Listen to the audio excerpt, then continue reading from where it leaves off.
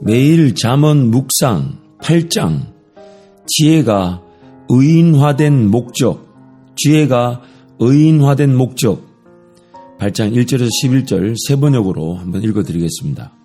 지혜가 부르고 있지 않느냐, 명철이 소리를 높이고 있지 않느냐, 지혜가 길가의 높은 곳과 내거리에 자리를 잡고 서 있다. 마을어기 성문 곁에서 여러 출입문에서 외친다. 사람들아, 내가 너희를 부른다. 내가 모두에게 소리를 높인다. 오수록한 사람들아, 너희는 명철을 배워라. 미련한 사람들아, 너희는 지혜를 배워라. 너희는 들어라. 나는 옳은 말만 하고 내 입술로는 바른 말만 한다. 내 입은 진실을 말하며 내 입술은 악을 싫어한다. 내가 하는 말은 모두 의로운 것뿐이며 거기에는 비뚤어지거나 그릇된 것이 없다. 총명이 있는 사람은 이 모든 말을 옳게 여기고 지식이 있는 사람은 이 모든 말을 바르게 여긴다. 너희는 은을 받기보다는 내 훈계를 받고 금을 선택하기보다는 지식을 선택하여라. 참으로 지혜는 진주보다 좋으며 네가 갖고 싶어하는 그 어떤 것도 이것과 비교할 수 없다. 잠언 대부분의 내용에서는 아버지가 아들에게 혹은 아이들에게 말하는 것으로 되어 있습니다. 그런데 딱 두 군데 잠언 1장과 오늘 본문 8장에서 다른 목소리, 즉 여인으로 의인화된 지혜가 직접 목소리를 독자들에게 들려주고 있습니다. 잠언 대부분의 내용은 아버지가 아들에게 말하는 것으로 되어 있지만 1장과 8장 두 군데에서는 여인으로 의인화된 지혜가 직접 목소리를 독자들에게 들려주는 것이죠.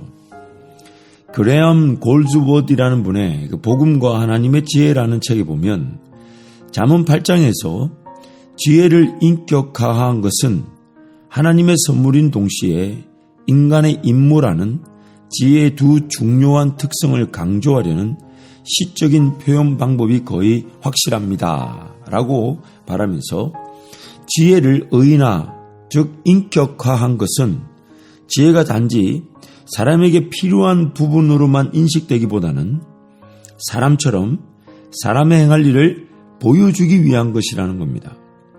그래서 계속해서 그레엄 골즈워디는 이렇게 해석합니다.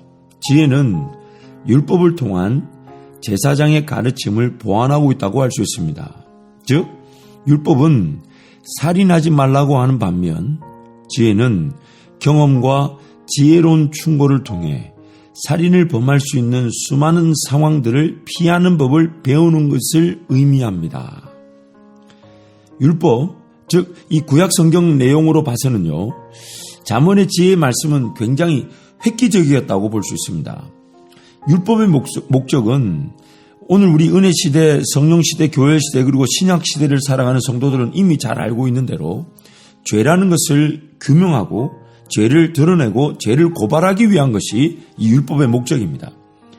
해야 하는 것과 하지 말아야 하는 것을 기준으로 사람이 얼마나 죄인인지를 드러내는 것이 율법의 목적인 것입니다. 그래서 율법으로는 구원을 얻을 수가 없고 율법으로는 죄인됨으로써 정죄만 당하고 죄인됨으로써 심판을 피할 수 없다는 것만 강조되는 것입니다.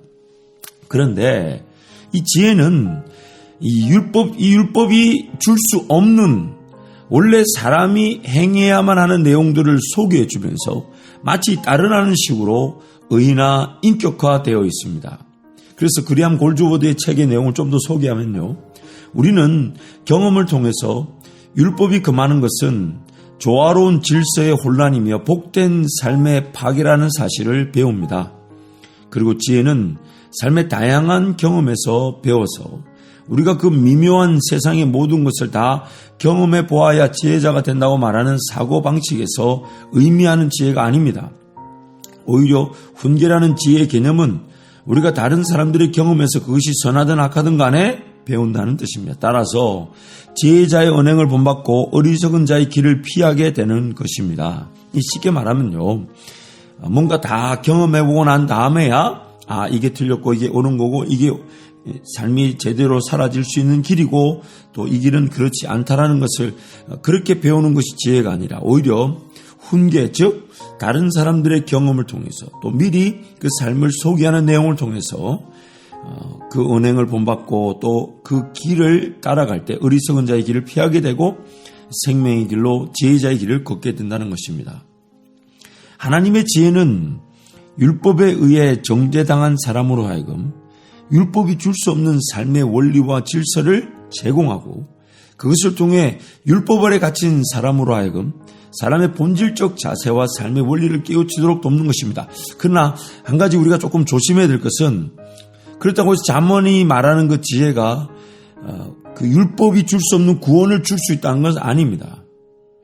이 잠언이 말하는 지혜는 율법의 내용에서 없는, 왜냐하면 율법의 내용의 목적이 뭐냐면 해야 하는 것과 하지 말아야 되는 것을 기준으로 삼고 사람이 얼마나 죄인됨인가를 규명하고 드러내고 정죄하는 것이고, 그래서 하나님과의 관계를 위해 어떤 일정한 법칙의 제사 제도를 따르며 하나님과 관계를 회복하며 하나님 관계 중심으로 살라라는 것이 율법의 목적이지만은, 그러나 그 율법의 목적, 율법의 의도, 율법이 요구하는 바를 사람이 충족시킬 수 없다는 것이죠. 그래서 그 율법의 내용에서 들을 수 없는 내용, 사람의 본질적인 삶의 자세, 사람이 본질적으로 가져야 되는 삶의 내용들, 그런 원리들을 이 잠언의 지혜에서 말씀해 준다는 겁니다. 결국 잠언이 말하는 지혜는 우리에게 생명의 근원이 되시며 삶의 인도자가 되시는 예수님을 예표하는 것입니다. 예수님을 구약 말씀 속에서 우리에게 미리 보여주고 있는 것입니다. 즉 우리에게는 지혜가, 예수님이 필요하다는 것입니다. 그래서 은보다 훈계를, 금보다 지식을, 진주보다 지혜를 갖고 싶어하는 그 어떤 것보다 지혜를 받고 지혜를 택하라라고 우리에게 제안하고 있죠. 그리고 그렇게 은이나 금이나 진주나 혹은 갖고 싶어하는 그 어떤 것보다도 지혜를 선택하라는 것은 빌립보서 3장에서 그 사도 바울의 그 고백, 그것을 마치 연상시켜주는 듯 보입니다. 예수 그리스도를 알고 그분 안에 거하며 예수 그리스도를 얻기 위하여 자신이 가진 모든 것들을 배설물로 여기고 심지어 유익이 되지 못하는 해로 여긴다 라고 말하는 그 표현과 거의 흡사한 것입니다. 그러므로 우리는 이 잠언의 말씀을 묵상하면서 예수 그리스도께서 우리와 함께 하셔서 우리를 인도하시는 그런 그림자적 그런 인도하심을 볼 수 있지만, 그러나 지혜가 구약의 율법이 줄 수 없는 구원을 잠언의 지혜가 줄 수 있다는 것은 아닙니다. 잠언의 지혜는 우리에게 예수 그리스도가 필요하다는 것을 구약 안에서 상징적으로 예표하듯 미리 보여준 것이고요. 이제 우리는 예수 그리스도가 우리 안에 계시기 때문에 그래서 예수 그리스도를 따르고 예수 그리스도를 의지하면 되는데, 구약에 있는 잠언의 말씀들이 예수 그리스도 그분을 지향하고 보여주는 그림자라면 그 그림자적 요소로도 삶은 충분한 유익을 얻을 수가 있다는 것입니다. 그래서 그 지혜의 말씀, 잠언의 말씀들을 쭉 살펴보면 분명히 우리의 방향을 제시하고 또한 그 방향에서 우리가 행할 수 없는, 따를 수 없는 것을 성령께서 그 지혜의 말씀들이 이루어질 수 있도록 도와주실 것입니다. 그러므로 잠언의 말씀을 묵상하면서 생명으로 인도되어지게 하시는 성령의 음성을 들으며 삶의 길이 조명되기를 기도합니다. 그래서 오늘 잠언 이 지혜의 말씀들이 의인화되고 인격화된 것은 단지 우리에게 필요한 어떤 지식 전달이나 우리에게 필요한 내용들을 깨우쳐주기 위함일 뿐만 아니라 따라오라는 겁니다. 사람으로서 행할 일을 마치 먼저 보여주듯 따라오라고 제안하는데, 그것은 다름 아닌 우리 목자 되신 예수님, 그분을 구약에서 상징적으로 보여주고 있는 것입니다.